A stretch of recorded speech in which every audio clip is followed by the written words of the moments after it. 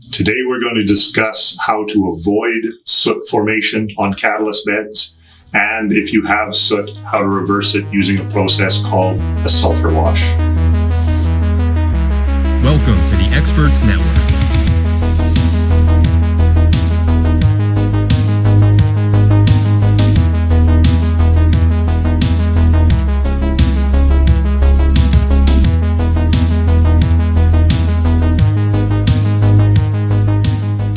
Hello everyone, my name is Gerald Bomey. I'm a principal engineer with Sulphur Experts. I've been working in the field of sulfur recovery for a little over 30 years. The topic we're going to discuss today is something that has changed a lot in the 30 years that I've been in the industry. How does soot get onto catalyst beds? How can you avoid it? How can you get rid of it once it's there? We're going to walk through those topics, including a little bit of the history. In another video, we talked about plugging of sulfur plants. If you notice that the front end pressure of your sulfur plant is increasing, go and do a pressure survey. If that pressure survey tells you that all of the pressure is across one of your catalyst beds, that may be because you deposited soot on that bed. Especially the first bed, like in this example, that catalyst bed acts like a filter. If you make any soot in the furnace, if you have a fired reheater that makes soot, that's the first place that's going to filter it out. It's going to build up a pressure drop across that bed and eventually cause problems in your plant. So let's first take a quick step back. How do you make soot? Every acid gas, every sour water stripper gas has some level of hydrocarbons in it.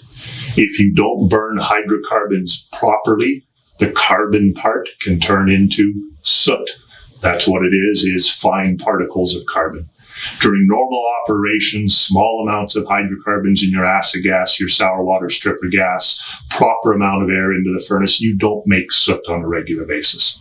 However, if you have a slug of hydrocarbons come into the plant, if you take the acid gas, sour water gas out, you run just on natural gas for a period and get that air-fuel mixture wrong, then you can make soot.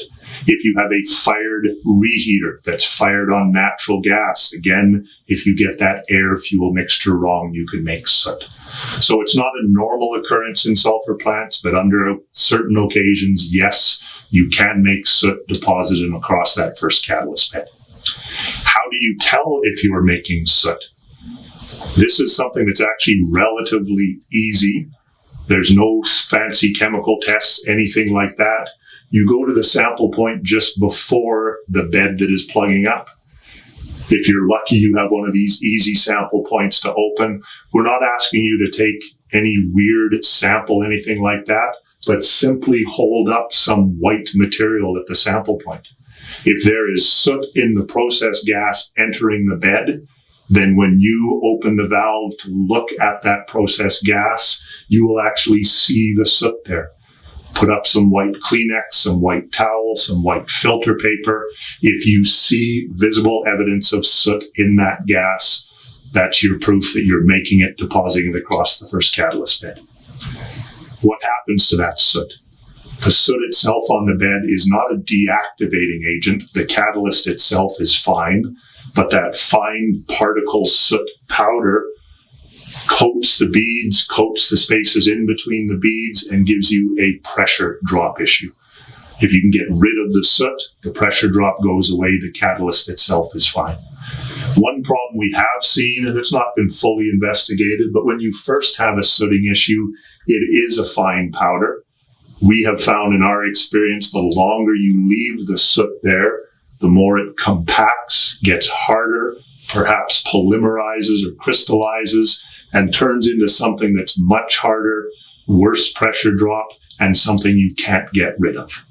So if you're going to deal with a soot problem, if you know you have soot, stop forming it. If you do have a soot issue and want to try to reverse it, which will be our next topic, get on it as soon as you can. How do we get rid of soot? This is where things have changed. When I started in the industry 30 years ago, people tried to burn the soot off the catalyst beds. These days, that's not recommended. I won't even give you the procedure. If that goes wrong, even once, you burn the entire vessel down. Then people said, no, if I make soot, I'll just throw all the catalyst away and replace it. That's an expensive shutdown turnaround catalyst replacement.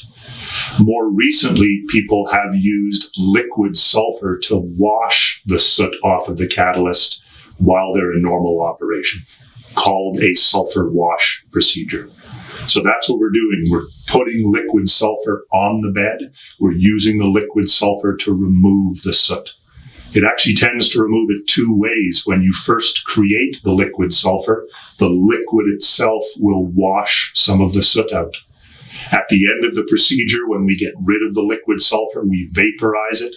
Vaporizing the sulfur, turning it back into gas, tends to push even more soot out as well.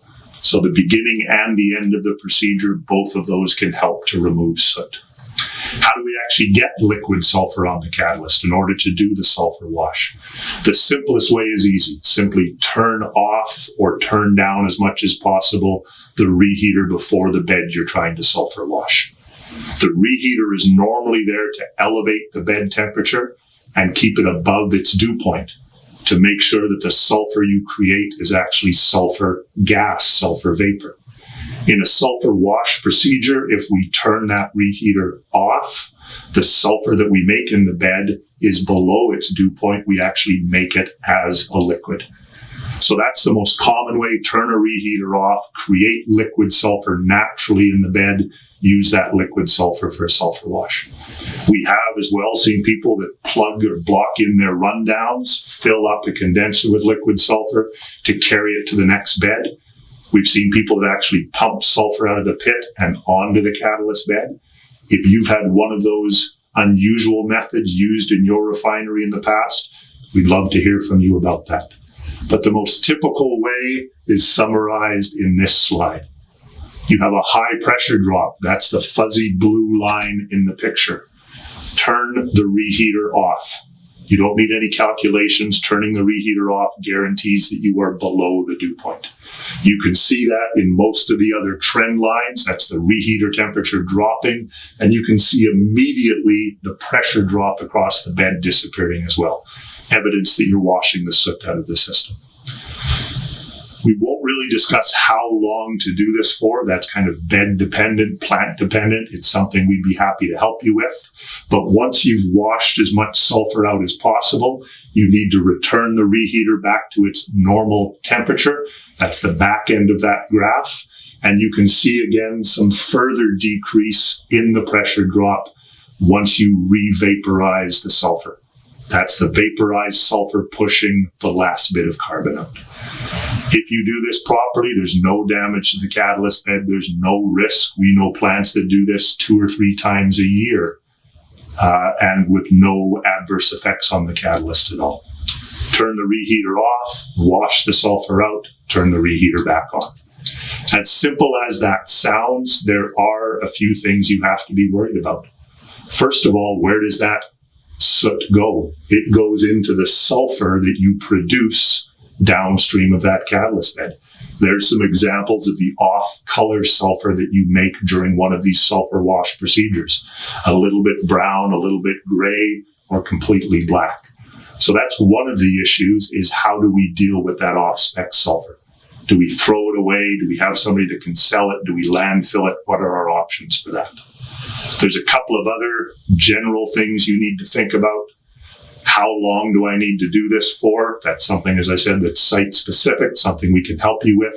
Do you have the type of reheater that you can actually turn off and on again? If it's a fired heater, that can be difficult. If you can only run with the reheater partially on, is that a low enough temperature? What is the dew point? How do I get there? How long do I run it for? Is it going to affect my efficiency? Can I repeat it? There's a number of those issues we'd be happy to help with if you want further information. But the generic procedure, that's what we wanted to go through today. Don't make soot. If you are making soot, use the pressure survey methods to find out where it's depositing. Use the soot tests to confirm that it's actually there. If you are certain you put soot across one of the catalyst beds, the sulfur wash procedure is the modern way of getting rid of soot online without taking a shutdown. Hopefully that gives you a reasonable overview. Thanks for listening. Remember to subscribe to our channel and ring that bell. Any posts, any comments, any of your own experiences with a sulfur wash procedure, we'd appreciate it if you would add those comments in, or you can email us at the company as well. Thanks very much from Sulphur Experts, from me. We'll see you in the next video.